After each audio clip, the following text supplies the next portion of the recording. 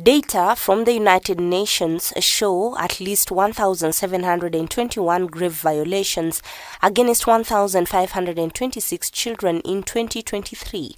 Actions that led to significant harm, threatening children's well-being and rights, and increasing food scarcity, leaving an estimated 5 million people, most of them children under 5 years, acutely malnutritioned. 24 million children who are suffering the biggest impact of the ongoing war. We mobilized together with partners from civil society, from the UN, from around the world, and from inside Sudan to come together to look at the situation, to look at how children have been affected, how children are being killed and maimed and violated on a daily basis, and to come up together with solutions for what we can do to relieve the suffering of children in Sudan. Galal Yusuf is an artist from Sudan. He is one among many seeking refuge in Kenya. He narrates to us how much life has changed for him. I feel my life has changed a lot, and also I see the things in a different way, and my vision for life is changed because I have lost everything. So literally I started from nothing. So I'm not the only one. There's millions of people like me. Most of my work is about what's happening, what was happening, what's going to be next. And even though he looks forward to going back to his home country, he has lost faith in his country's leadership and its ability to protect its people. For sure I want to go back home and hope that things is going to be soon and the peace will come and the struggle will be over. The government now is not legal government, because they came through a coup, and the coup was against the revolution.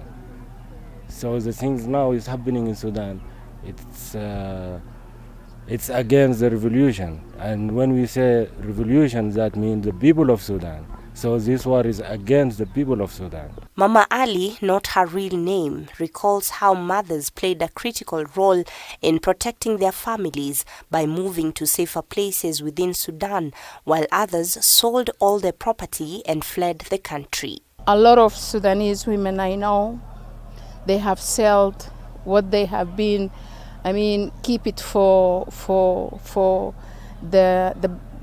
the worst thing to happen. They have sold it to go out of the country or to move to the safest place with the country. The cases documented in the UN's annual report on children and armed conflict saw over 480 children killed, 764 maimed, and over 200 recruited into conflict, with at least 114 girls also raped or subjected to sexual violence, most of whom had to drop out of school. A huge need to restart the education activities for children. Most of the children in Sudan, almost 19 million of them, have been out of school for the past 1 year, more than 1 year since the war broke out. And now it's the time to bring them back to schools. So we want the schools to reopen, make sure that the children are protected, they feel protected, they are able to survive, not only survive but thrive. They are able to learn and they feel protected. So centrality of protection has a key role for all civilians, but specifically the children in Sudan. Since the outbreak of conflict in Sudan in April 2023, children and their families have suffered increasing violence, hunger, and displacement. We have a big program, over $1 billion worth of support we've provided to Sudan just in the last year and a half since the war started there. And we're also trying as best we can to continue to do some longer-term development work, like providing seeds and fertilizer to farmers, and looking at drilling wells and making sure that the water supply system is still working, and maintaining healthcare facilities. So it's a combination of both humanitarian and longer-term development work.